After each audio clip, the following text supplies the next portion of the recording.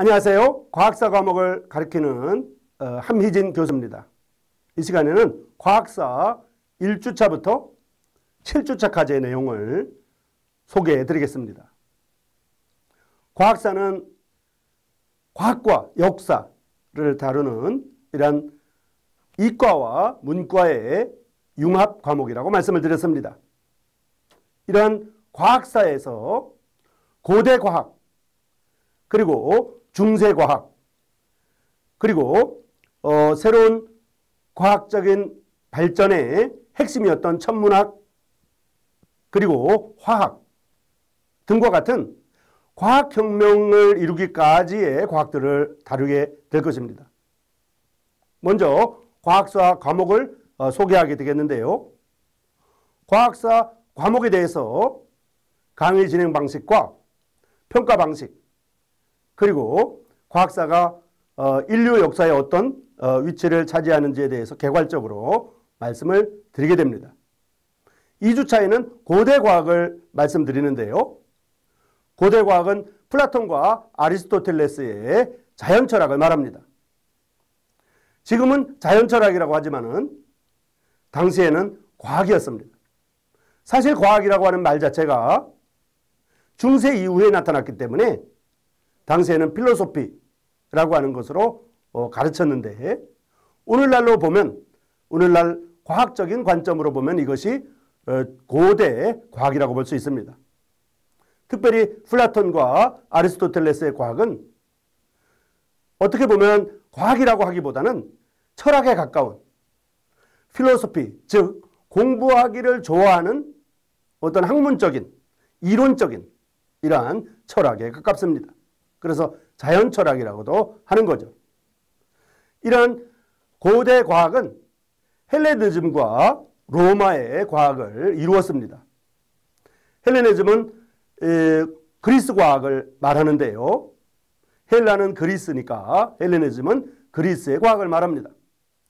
또 로마가 세계를 통치하던 시대였기 때문에 로마 과학을 말하고 있습니다. 로마 과학은 당시에 로마에 있는 이러한 여러 가지 건축 기술이라든지 로마에 있는 여러 가지 이러한 토목 기술 같은 것들을 말하기도 합니다. 그리스 과학은 당시에 여러 가지 발전의 원인이 있었는데요. 그 중에 하나는 사회적인, 경제적인 또는 정치적인 이러한 관점들이 그리스 과학을 번성하게 하는 요인들이 되었습니다. 그리고 지중해를 중심으로 하는 이러한 그리스, 헬라의 발전은 과학의 발전을 이루는 토대가 되었습니다.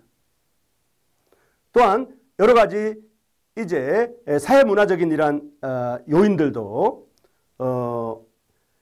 그리스 과학을, 헬레니즘 문화를 이루는 원동력이 되었죠. 그리고 이제 중세 과학을 배우게 됩니다. 중세 과학은 중세 성당의 학교와 중세 대학의 과학이 중점을 이루게 되는데요. 중세 기술이 주축이 되기도 합니다. 오늘날에는 수많은 대학들이 생겼지만은 이 대학의 근본적인 근원은 바로 중세 대학입니다. 중세 대학은 의학, 그 다음에 철학, 그 다음에 신학, 이러한 세 가지 과목들이 있었습니다. 오늘날에는 이제 신학이 대학원에서 배우는 신학 대학원으로 이렇게 배우죠. 법학도 법학 대학원에서 배우는 나라들이 많고요. 신학도 신학 대학원에서 배우는 나라들이 많습니다. 이런 것들은 중세 대학에서는 세 가지 주축이 되는 학문들이었습니다.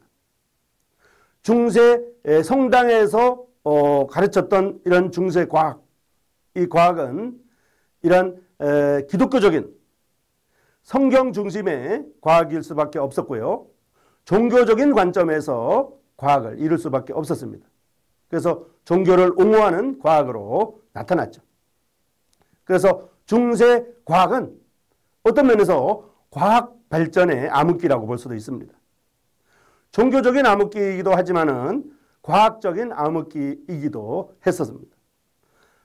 그럼에도 불구하고 중세 과학은 역사에 한 파트를 차지하고 있는데 그것은 바로 중세 대학의 과학입니다. 대학교 내에서 이런 성경 중심의 과학을 다루다가 보니까 과학을 다루는 이러한 사람들이 이제 대학교 안에 있는 이제 학장이라든지 지도적인 사람들이 이제 그런 문제점을 제기하기 시작했어요. 그래서 중세 대학의 과학은 과학혁명의 어떤 기반을 자극을 이렇게 줬던 부분이 있습니다. 그 다음에 이제 과학혁명과 르네상스에 대해서 배울 것입니다. 과학혁명의 학문적인 기술자, 과학혁명과 학문적인 기술자, 학문적인 기술자. 학문과 기술은 다르거든요. 학문은 공부하기 좋아하는 것이고 기술은 일하는 것이었고 기술은 돈이 되는 것이었고 학문은 돈이 안 되는 것이었는데 당시에 베이컨이나 데카르트 이런 사람들이 또 레오나르도 다빈치 같은 사람들이 기술자이면서 과학자였고 과학자이면서 기술자였습니다. 베이컨은 상당히 높은 이런 과학적인 높은 지위에 있음에도 불구하고 기술을 말했고요. 연구했고요. 레오나르도 다빈치는 이제 기술자였지만 과학적인 업적을 많이 이뤘던 것입니다. 그래서 레오나르도 다빈치나 이제 베이컨, 데카르트 같은 사람들이 과학 혁명과 르네상스의 주축을 이루게 됩니다. 그리고 새로운 과학적인 발견과 새로운 과학적인 이론을 제시하게 되는데요. 그것이 바로 베이컨과 데카르트와 근대 역학의 선구자들입니다. 자, 이제 과학혁명의 가장 핵심적인 이러한 과학 중의 과학이었던 천문학. 이 천문학의 혁명이 이루어지는 것을 볼 수가 있고요. 천문학의 선구자들은 이제 코페르니쿠스와 티코 브라헤 그리고 케플러와 갈릴레이, 뉴턴 등입니다. 뉴턴의 법칙들은 만류인력의 법칙이라든지 중력의 법칙이라든지 이러한 법칙들은 태양계 중심의 천문학을 확정시켰습니다. 물론 이후에 아인슈타인에 의해서 상대성 이론이 나오고부터는 뉴턴의 법칙은 태양계 안에서만 적용이 되고 태양계 밖에서는 성립이 되지 않는다는 것을 아인슈타인이 발견했죠. 하지만 아인슈타인이 태어나기 이전에 이제 천문학의 혁명이라고 가히 말씀드릴 수 있는 이러한 천문학의 발견은 가히 혁명적이었습니다. 특별히 코페르니쿠스는 코페르니쿠스의 사고, 당시에 모든 사람들은 지구는 가만히 있고 모든 전체가 움직인다고 되어 있어서 과학자들이 이거를 밝히려고 하다 보니까 여러 가지 복잡하고 맞지 않는 것들이 너무나 많았어요. 코페르니쿠스가 생각하기를 지구를 왜 가만히 놔두고 다른 전체만 왜 전부 다 돌릴까? 다른 전체를 놔두고 지구가 돌면 안 될까? 이것이 바로 코페르니쿠스적인 사고였어요. 기발하죠. 지구가 자전한다고 하는 거, 지구가 공전한다고 하는 거, 이것을 코페르니쿠스가 제시함으로 말미암아 천문학은 새로운 이러한 관점에서 우주를 보게 되었던 것입니다. 그래서 코페르니쿠스적인 이러한 새로운 발상에 의해서 이제 티코 브라헤는 수많은 이러한 관측 자료와 수많은 발견들을 해냈고요. 케플러는 케플러 법칙에 의해서 타원 궤도의 법칙이라든지 이러한 놀라운 법칙을 발견합니다. 그리고 뉴턴은 중력의 법칙이나 만류인력의 법칙 같은 것을 발견함으로 말미암아 이제 천문학은 운동의 법칙, 역학 법칙을 변화시켰죠. 이런 천문학적인 발견들은 세계관을 바꾸었고 과학자들의 관점을 바꾸었습니다. 특별히 코페르니쿠스적 사고방식, 지금까지 했던 아리스토텔레스가 진리라고 했던 그러한 관점을 바꿔서 지구는 가만히 있고 지구 중심의 과학을 하다 보니까 지구는 가만히 있고 다른 것을 전부 다 돌리려고 했던 그러한 관점에서 지구도 자전하고 지구도 공전한다고 하는 관점을 가짐으로 말미암아 모든 천문학적인 운동과 이론들이 맞아떨어지는 이런 놀라운 발견을 통하여 이제 천문학의 혁명은 이후에 화학의 발전과 또는 생물학의 발전 또는 전자기학이라든지 이런 오늘날 이런 인공지능 같은 오늘날 한참 이후에 이런 과학적인 발견들의 토대가 되었던 것입니다.